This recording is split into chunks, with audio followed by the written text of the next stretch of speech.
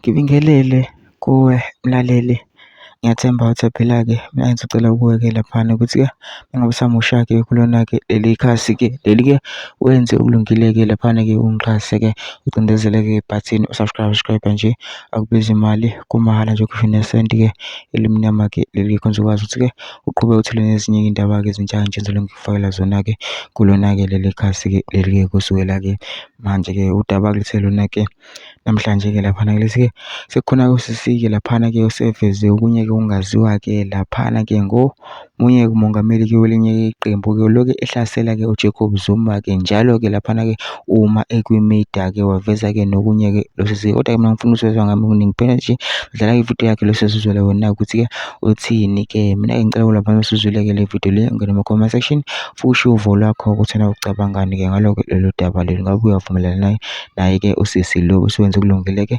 ungixhase-ke ucindezele-ke ibhathini usubscribe nje, kubiza imali, kumahhala nje khona uzokwazi ukuthi-ke uqhubeke uthole nezinye iy'ndaba-ke ezintsha-ke nje engizobe ngikufakela zona kulona-ke leli khasi-ke leli-ke kusukela-ke manje-ke ukuze ungaphuthi izindaba ezinjengamanje ngabe ucindezela-ke ibhathini usubscribe njengamanje-ke. Nawe-ke le video-ke awuyithokozele.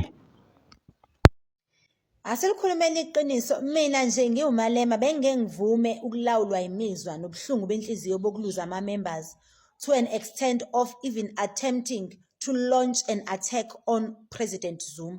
Ngibe ngi-understand-a kahle ukuthi akulingani.